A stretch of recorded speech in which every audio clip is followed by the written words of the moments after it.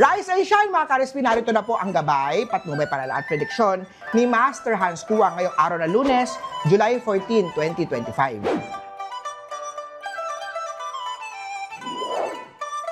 Para sa mga pinanganak ng Year of the Rat, discipline is the bridge between goals and accomplishment. Iwas impulse buying. Isulat ang mga gastusin at unahin ang essentials. Disiplina sa paggagastos. Green at 6. Kaya oksaman tayo magbayad ng utang bago gumastos.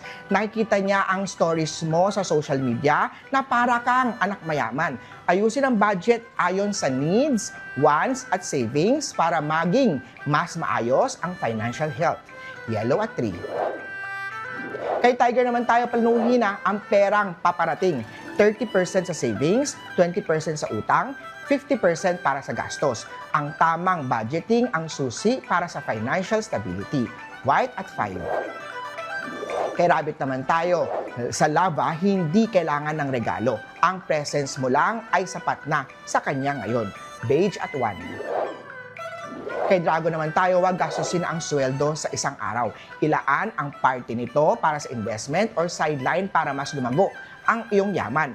Wealth grows when nurtured with patience and discipline. Silver at 7.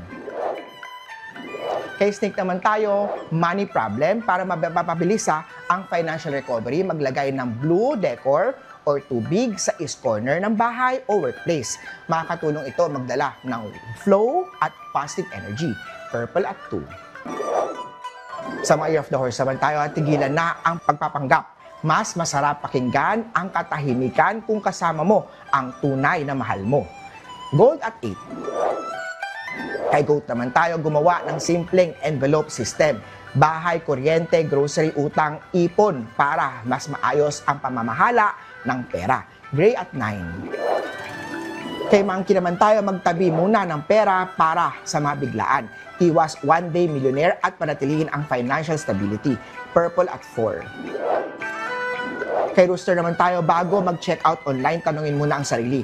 Need ko ba talaga ito para maiwasan ang unnecessary gastusin?